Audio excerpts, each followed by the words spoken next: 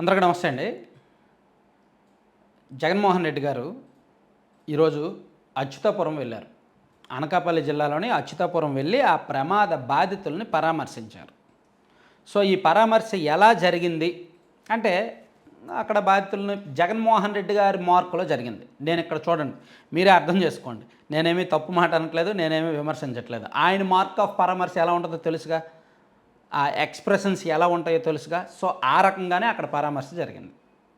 So ఈ పరామర్శ అయిపోయిన తర్వాత ఆయన వచ్చి గతంలో మా ప్రభుత్వం అధికారంలో ఉన్నప్పుడు ఎల్జీ పాలిమర్స్ అనే ఘటన జరిగినప్పుడు మేము ఇమీడియట్గా 24 గంటల్లోనే పరిహారం ఇచ్చాము, 30 కోట్లు ఇమీడియట్గా మేము పంచిపెట్టాము, క్షతగాత్రులకు ఇచ్చాము, చనిపోయిన వాళ్ళకి చాలా వేగంగా మేము ఇచ్చాము. కానీ ఇప్పుడు ఈ ప్రభుత్వం మాత్రం అంత వేగంగా రెస్పాండ్ అవ్వలేదు. ఈవెన్ ఆ ఘటన జరిగిన తర్వాత కూడా కూటమి నాయకులు ఎవరూ కూడా రెస్పాండ్ అవ్వలేదు ఇమీడియట్గా, అధికారులు కూడా అంత సీరియస్గా తీసుకోలేదు. సో దీనిలో ప్రభుత్వ వైఫల్యం చాలా స్పష్టంగా కనిపిస్తోంది అని చెప్తూనే, ప్రభుత్వం మీద విమర్శలు చేస్తూనే, క్షతగాత్రుల యొక్క ఆవేదన బాధలు అన్నీ చెప్తూనే, తాను అబ్జర్వ్ చేసిన పాయింట్లు చెప్తూనే సంక్షేమ పథకాల విషయం మళ్ళీ వచ్చారు.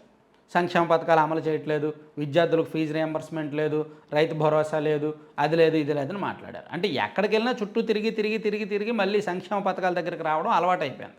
సరే, అది జగన్మోహన్ రెడ్డి గారు అలా పరామర్శించారు. అక్కడున్న జర్నలిస్టులు ఒక మాట అడగబోయారు. ఎందుకంటే వైసీపీ ప్రభుత్వం అధికారంలో ఉన్నప్పుడే ఈ ఎసెన్షియా ఫార్మా అనే కంపెనీలో సేఫ్టీ ఆడిట్ జరిగి ఒక రిపోర్ట్ వచ్చింది.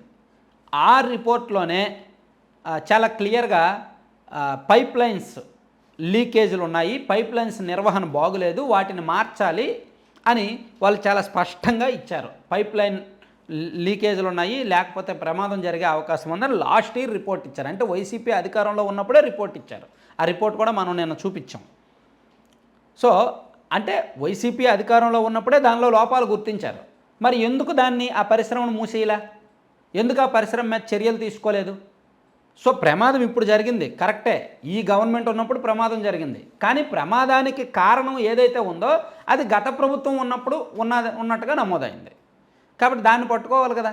అది అక్కడ ఉన్న వాళ్ళు అడగపోతే జగన్మోహన్ రెడ్డి గారు నాకు టైం అయింది, నేను ఇంక వెళ్ళాలి అని చెప్పి వెళ్ళిపోయారనమాట. సో అక్కడ ఓవరాల్గా ఏంటంటే ఈ ప్రభుత్వం కూడా, కూటమి ప్రభుత్వం వైపు నుంచి కూడా క్షతగాత్రులను ఆయన లేవనెత్తిన పాయింట్ ఏంటి, మేము ఇమీడియట్గా ₹1 ఇచ్చామన్నారు. అయితే ప్రమాదం జరిగిన వెంటనే జగన్మోహన్ రెడ్డి గారు ట్విట్టర్లో డిమాండ్ చేశారు ₹1 ఇవ్వాలి పరిహారం అని. దానికి తగ్గట్టే ప్రభుత్వం కూడా ఇమీడియట్గా చంద్రబాబు గారు వెళ్ళి ₹1 పరిహారం ఇస్తాము, గాయపడిన వాళ్ళకి 50 లక్షలు ఇస్తాము, అదే తీవ్రంగా గాయపడిన వాళ్ళకి 50 లక్షలు, స్వల్పంగా గాయపడిన వాళ్ళకి 25 లక్షలు ఇస్తామని చెప్పారు. పరిహారం అయితే ఇప్పుడు ఎక్కువే ఇచ్చారు. అప్పుడు ఎల్జీ పాలిమర్స్లో జగన్మోహన్ రెడ్డి గారు ఎలాగైతే ఎక్కువ ఇచ్చారో ఇక్కడ కూడా వీళ్ళకి కూడా పరిహారం ఎక్కువే ఇచ్చారు. ₹1 పరిహారం అంటే మామూలు విషయం కాదు. అప్పుడు ఎల్జీ పాలిమర్స్ బాధితులకు జగన్మోహన్ రెడ్డి గారు ఆ పరిహారం ప్రకటించినప్పుడే ఆశ్చర్యపోయింది రాష్ట్రం, ఏంటి ఎంత పరిహారం అని. సో ఇప్పుడు దాన్ని చంద్రబాబు నాయుడు గారు కొనసాగించారు, ఎక్కువే ఇచ్చారు. అయితే అప్పుడు వాళ్ళు త్వరగా ఇచ్చారు, ఇప్పుడు వీళ్ళు ఇస్తున్నారు. నిన్న పార్వతీపురం నియోజకవర్గం, నిన్న కాదు ఈరోజు మార్నింగ్ అనుకుంటా, పార్వతీపురం నియోజకవర్గంలో ఎమ్మెల్యే బోనెల విజయచంద్ర గారు వెళ్ళి ఒక బాధితుడికి ₹1 పరిహారం ఇచ్చారు ఇంటికి. సో వాళ్ళు ఐడెంటిఫై చేసి ఇప్పుడిప్పుడే ఇస్తున్నారు, నెమ్మదిగా పరిహారం అయితే ఇవ్వడం జరుగుతోంది, మరి లేట్ అయితే అవ్వలేదు. సో మొత్తానికి అచ్యుతాపురం టూర్, ఈ జగన్మోహన్ రెడ్డి గారి టూర్ ప్యూర్లీ ఒక పొలిటికల్ టూర్గా, ఒక ప్రతిపక్ష నేత వెళ్తే ఎలా ఉంటుందో అలా జరిగిందనమాట. అయితే ప్రభుత్వ వైఫల్యాలను అక్కడ ఎత్తి చూపడానికి ఏమీ పెద్దగా లేవు. అక్కడ డబ్బులు అసలు ఇవ్వలేదు, లేదా అప్పటికి ఒకవేళ పరిహారం ప్రకటించలేదు అనుకోండి, జగన్మోహన్ రెడ్డి గారికి మంచి సబ్జెక్ట్ దొరికేది. ఇదిగో మేము అప్పట్లో ₹1 ఇచ్చాము, వీళ్ళు ఇంకా ఎంత ఇస్తారో కూడా చెప్పలేదని దొరికేది. కానీ ముందు రోజే చంద్రబాబు గారు వెళ్ళడం, చంద్రబాబు గారు అంటే సీఎం వెళ్ళకంటే ముందు ప్రతిపక్ష నేత వెళ్తే అక్కడ పొలిటికల్గా పెద్ద సబ్జెక్ట్ దొరికేది. కానీ సీఎం వెళ్ళి వచ్చిన తర్వాత ప్రతిపక్ష నేత వెళ్ళడం వల్ల ఇక్కడ సమస్య వచ్చిందంతా. సీఎం గారు వెళ్ళడం, పరిహారం ప్రకటించడం, పూర్తి స్థాయిలో బాధితులతో మాట్లాడడం, వాదార్చడం అన్నీ జరిగిపోయినాయి. సో ఆ తర్వాత ప్రతిపక్ష నేత వెళ్ళారు. సాధారణంగా రాజకీయాల్లో ఏం జరుగుద్ది, ఎక్కడ ఏం జరిగినా ఫస్ట్ ప్రతిపక్ష నేత వెళ్తారు. ప్రతిపక్ష నేత మీన్స్ జగన్మోహన్ రెడ్డి గారికి ప్రతిపక్ష హోదా లేదు కాబట్టి విపక్ష పార్టీ అధినేత వెళ్తారు. కానీ ఇక్కడ ముందే సీఎం గారు వెళ్ళిపోయారు. కాబట్టి ఇక్కడ వీళ్ళు రాజకీయం చేయడానికి, విమర్శలు చేయడానికి, ఆరోపణలు చేయడానికి పెద్ద సబ్జెక్ట్ లేదు.